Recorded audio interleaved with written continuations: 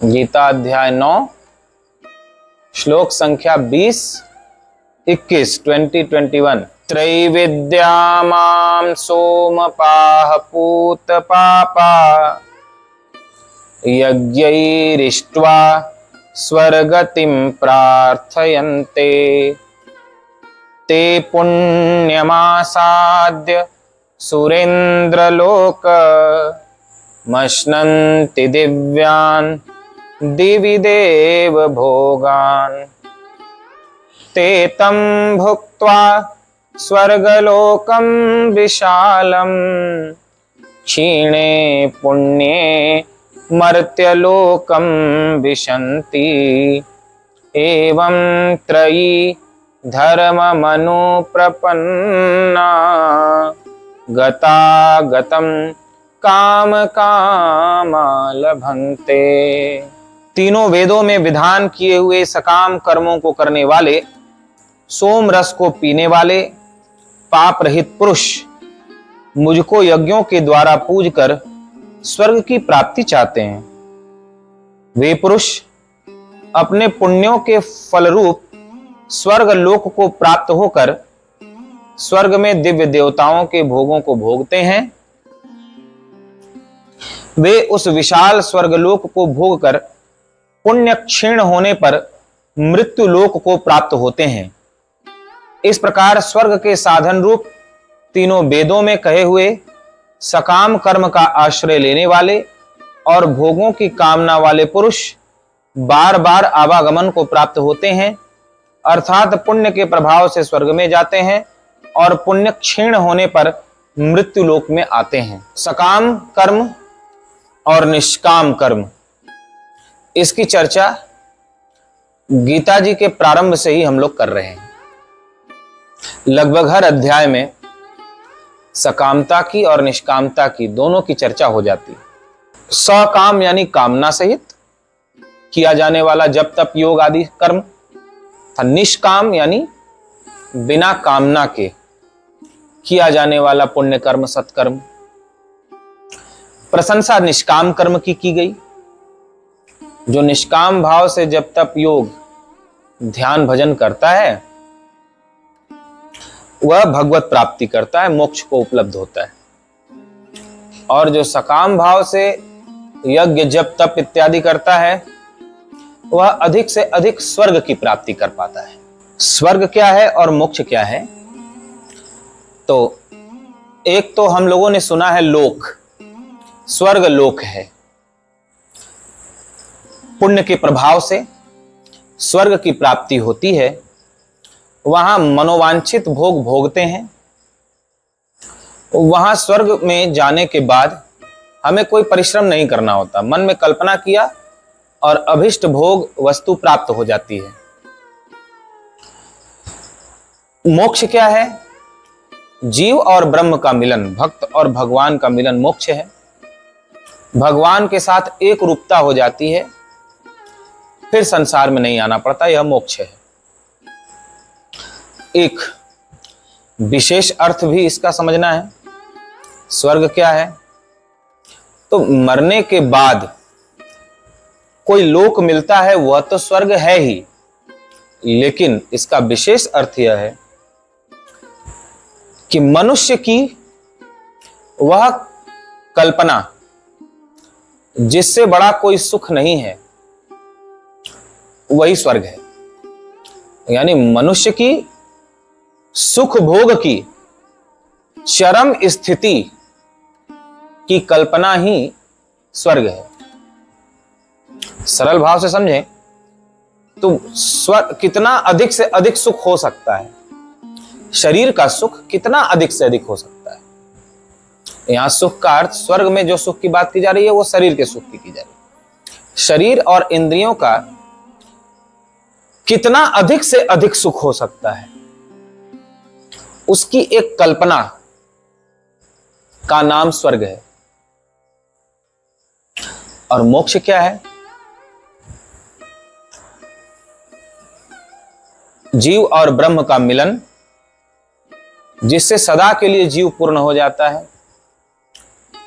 शरीर के सुख से भी ऊपर उठकर ब्रह्म सुख, ब्रह्मानंद का अनुभव करता है, वह मोक्ष है। भगवान कहते हैं तीनों वेदों में विधान किए हुए सकाम कर्मों को करने वाले। तीन वेद की चर्चा कौन कौन सी है? ऋग्वेद, यजुर्वेद और अथर्ववेद। इन तीन वेदों में अधिकता से सकामता का वर्णन किया गया कि ऐसा अनुष्ठान कर लो तो तुम्हारी ये मनोकामना पूरी हो जाएगी, ऐसी पूजा कर लो तो तुम्हें यह सुख प्राप्त हो जाएगा, इस देवता की ऐसी आराधना करो तो तुम्हें यह देवता प्रसन्न होकर ये फल दे देंगे। तो ऋग्वेद, यजुर्वेद और अथर्ववेद, इन तीन वेदों में सकामता को बढ़ाने वाली बातें की गई हैं, सकामता को पूर्ण करने वाली बातें की गई हैं, उसके लिए लालच दिया गया है। लेकिन जो चौथा वेद है सामवेद, सामवेद में परमात्मा की वंदना की गई है, गुणानुवाद किया गया है, स्तुति की गई है, महिमा का गायन किया गया है, वह सामवेद है। तो सामवेद निष्कामता का प्रतिपादन करता है। परमात्मा ही पूर्ण स्वरूप है, परमानंदमय, परम शांतिमय है। बाकी तीनों वेदों में सकामता का वर्णन किया गया है और स्वर्ग की बात की गई है कि सबसे बड़ा सुख क्या है? स्वर्ग है। सामवेद में सबसे बड़ा सुख क्या है? ईश्वर की प्राप्ति सबसे बड़ा सुख है।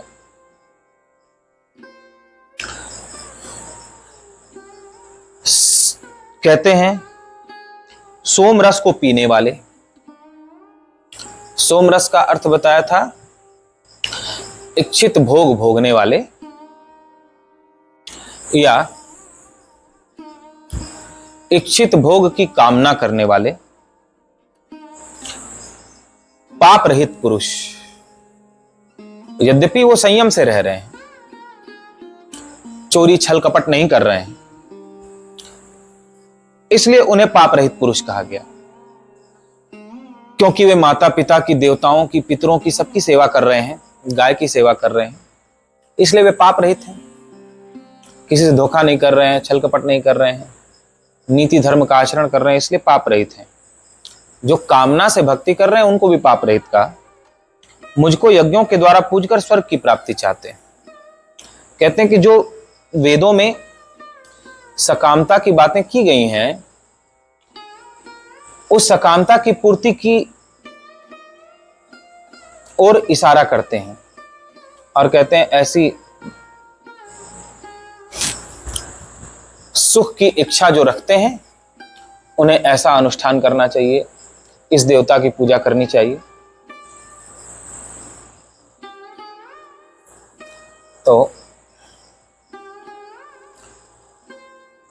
उसके उपाय बताते हैं। वही सबसे बड़ा सुख, कहते हैं कि यही सबसे बड़ा सुख है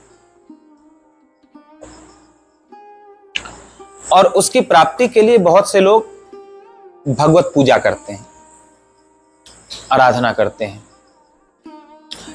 उन्होंने जो सुन रखा है कि स्वर्ग का मतलब वहां मनोवांछित फल, मनोवांछित भोग प्राप्त होता है। और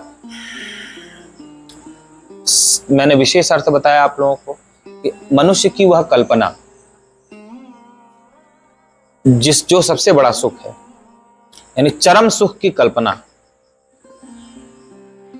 शरीर के चरम सुख की कल्पना स्वर्ग है।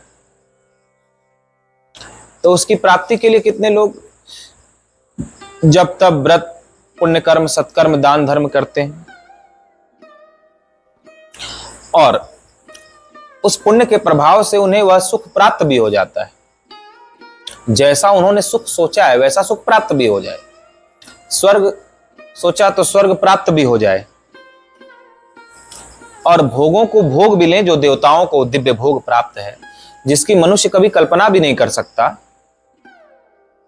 भले उसके पास बहुत से भोग हो गए हैं अनेक तरह के, लेकिन जिसकी मनुष्य कल्पना भी नहीं कर सकता, ऐसा भोग स्वर्ग में है और वह प्राप्त भी हो जाए, तो भगवान कहते हैं कि उसके लिए प्रयत्न करना मूर्खता है। किसी भी सुख के लिए, चाहे वह स्वर्ग जैसा ही सुख क्यों ना हो।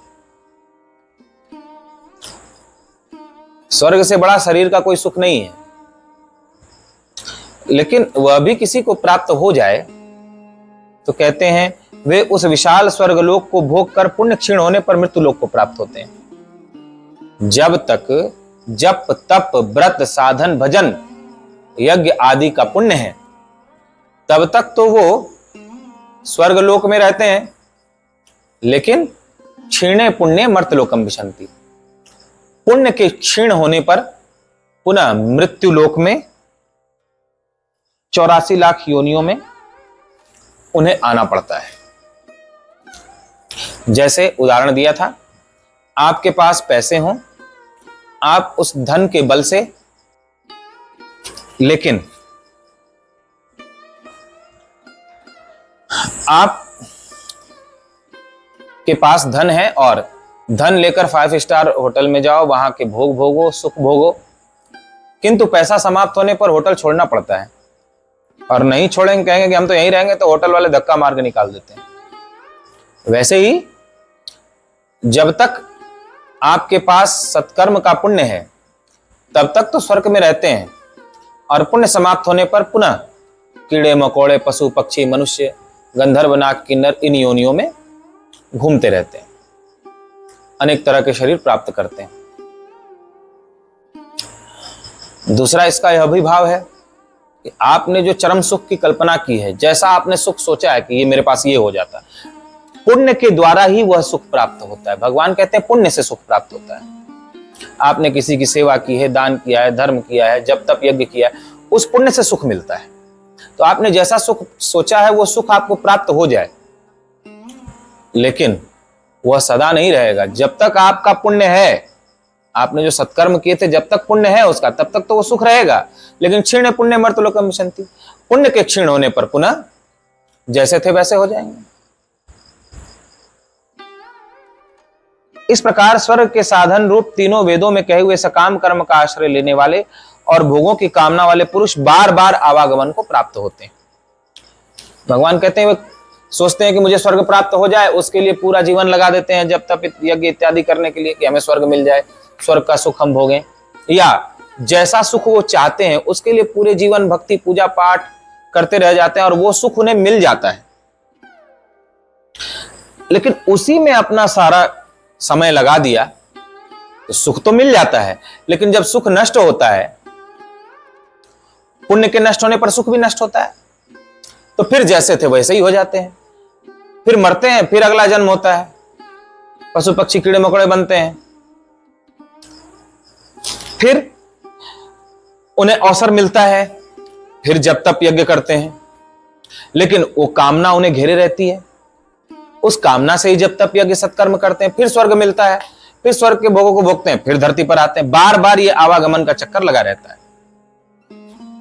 सीधे शब्दों में कहें तो भगवान ये कहना चाहते हैं कि किसी सुख की इच्छा से या स्वर्ग की इच्छा से जब आप जब तप यज्ञ करते हो, तो वह सुख वह स्वर्ग प्राप्त तो हो जाता है, लेकिन क्षीण पुण्य मर्त्यलोकम विशन्ति, पुण्य क्षीण होने पर वह नष्ट भी हो जाता है। और इस प्रकार सुख की कामना में बंधे हुए आप बार बार जन्म लेते हो। जब तब व्रत पूजा पाठ करने चलते हो तो कोई कामना लेकर करते हो, और कामना लेकर करते हो तो फिर आपको उस कामना की पूर्ति होने के बाद सुख नष्ट होने पर अगला जन्म लेना पड़ता है मृत्यु के बाद। फिर ऐसे ही अवसर मिलता है, फिर जब तप यज्ञ करते हो सुख के लिए, फिर शरीर पूरा हो जाता है, फिर शरीर मिलता है, फिर जब तप यज्ञ करते हो स्वर्ग के लिए सुख के लिए, फिर शरीर पूरा हो जाता है। इस प्रकार बार बार जन्म होता है सुख के लिए। आप सोचते हो हम ये जब तप यज्ञ करें, अपना जो समय है वो हम इस सुख को पाने में लगाएं, लेकिन हर बार सुख नष्ट होता जाता है और मृत्यु के बाद आप फिर सुख पाने के लिए प्रयत्न करते हो, फिर सुख नहीं मिलता, प्राप्त होता भी है तो फिर नष्ट हो जाता है, फिर अगला जन्म मिलता है, फिर वही सुख पाने के लिए करते। इस प्रकार बार बार आना जाना, बार बार आना जाना और हर जन्म में सुख के पीछे दौड़ना, सुख को सबसे बड़ा समझकर उसी के लिए सब कुछ करना। भगवान कहते हैं अर्थात पुण्य के प्रभाव से स्वर्ग में जाते हैं और पुण्य के क्षीण होने पर मृत्यु लोक में आते हैं। पुण्य के प्रभाव से स्वर्ग में जाते हैं, सुख प्राप्त करते हैं और पुण्य के क्षीण होने पर स्वर्ग से नीचे गिरते हैं या सुख से नीचे गिर जाते हैं। तो हम लोगों को यह संकेत कर रहे हैं कि आप अपना समय सुख के पीछे दौड़कर न बिताएं, क्योंकि इसके पहले न जाने कितने जन्मों में आप ऐसा कर आए हो। इस जन्म में भी यही कर रहे हो और अगले जन्म में भी वही सब करोगे। इसमें केवल तुम अपना समय नष्ट कर रहे हो, क्योंकि सुख सदा रहता ही नहीं है। तुमने समय पूरा लगा दिया सुख पाने के लिए, उसी के लिए तुमने सब कुछ किया, लेकिन वो सुख पुण्य के क्षीण होने पर नष्ट हो जाता है। तो तुम उसके लिए प्रयत्न करो जो कभी नष्ट नहीं होता। वह अविनाशी परमात्मा मैं हूं, मुझे प्राप्त कर लेने पर, यानी मोक्ष प्राप्त कर लेने पर फिर तुम्हें संसार में नहीं आना पड़ता और स्वर्ग का सुख भी मोक्ष के सुख के आगे तुच्छ है, नगण्य यानी ना के बराबर है। स्वर्ग का सुख तो पुण्य के क्षीण होने पर नष्ट हो जाता है, लेकिन मेरे दर्शन का सुख, मेरी प्राप्ति का सुख, मोक्ष का सुख, वह कभी नष्ट नहीं होता। तो भगवान हमें समझा रहे हैं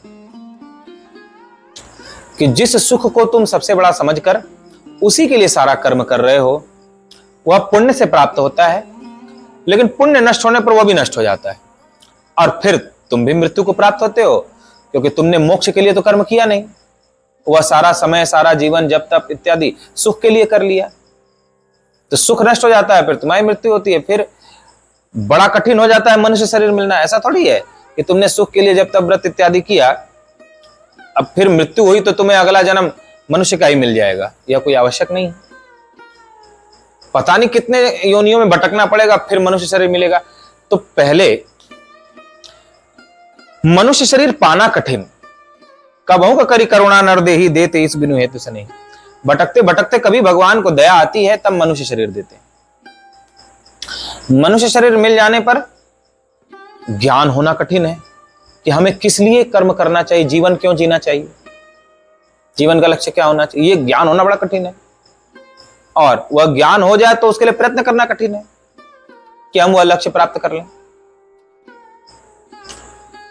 फिर कामना बांधती है, नहीं तुम मेरी पूर्ति के लिए कर्म करो। कामना का त्याग करना सबसे कठिन होता है, इच्छाओं को त्यागना सबसे कठिन है। तो मनुष्य शरीर पाना इतना दुर्लभ, उसमें भी इच्छाओं से बंध जाते हैं जो कभी पूरी नहीं होती, और अंततः निराशा हाथ लगती है। जब तक समझ में आता है कि जिन जिन चीजों के लिए हमने प्रयत्न किया, जिनके लिए हमने कठिन परिश्रम की, जिनके लिए सारा समय, सारा जीवन दांव पर लगाया, अब वो तो सब मृत्यु के समय छूट रहा है मेरे से। मैंने व्यर्थ ही इसमें समय लगाया, लेकिन तब तक बहुत देर हो चुकी होती है। और फिर अगला जन्म क्या किस योनि में होगा ये पता नहीं, फिर कभी मनुष्य शरीर मिलेगा, फिर कामना में बंध जाओगे कि ये पालें, ये पालें, ये कर लें, वो कर लें, और फिर जिसके लिए तुमने सब कुछ किया वो छोड़ के जाना पड़ेगा। लेकिन ये बात समझ में बहुत कम लोगों को आती है। यह समझना बहुत कठिन है कि सुख स्थायी नहीं है। कहते सभी हैं कि सुख स्थिर नहीं है, और भगवान भी गीता में यही कह रहे हैं कि तुम्हें पुण्य से सुख प्राप्त होता है, स्वर्ग प्राप्त होता है, लेकिन वह स्थायी नहीं है। पुण्य के नष्ट होते ही सुख भी नष्ट हो जाता है। स्वर्ग का सुख भी मिल जाए तुम्हें मरने के बाद, तो वह स्वर्ग भी नष्ट हो जाता है, तुम्हें फिर पृथ्वी पर आना पड़ता है। या इस जीवन के रहते तुम्हें सुख मिल जाए तो जब तक पुण्य है तब तक सुख रहता है, और पुण्य के नष्ट होने पर पुनः सुख भी नष्ट हो जाता है। तो जो नष्ट ही हो जाने वाला है, छूट ही जाने वाला है, तुम सारा जीवन उसी के लिए बिताते हो, और बड़े दुर्लभता से, बड़े कठिनता से तुम्हें मनुष्य शरीर प्राप्त हुआ है। उसका महत्व नहीं समझते, जबकि तुम उस मनुष्य शरीर से ही भगवत प्राप्ति कर सकते हो, मोक्ष पा सकते हो, शाश्वत सुख पा सकते हो, जिसके सामने स्वर्ग का सुख भी नगण्य है, तुच्छ है। भगवत प्राप्ति कर सकते हो, लेकिन तुम इस मनुष्य शरीर का महत्व भगवत प्राप्ति में नहीं समझते। इस मनुष्य शरीर को पशु पक्षी कीड़े मकोड़ों जैसा शारीरिक सुख तक ही सबसे बड़ा सुख मानकर सीमित रख देते हो। यह तुम्हारी भूल है, इस पर विचार करो। ऐसा भगवान हम सभी को संकेत करते हैं, जिस पर आप सभी को विचार करना चाहिए। बोलिए गीता माता की जय।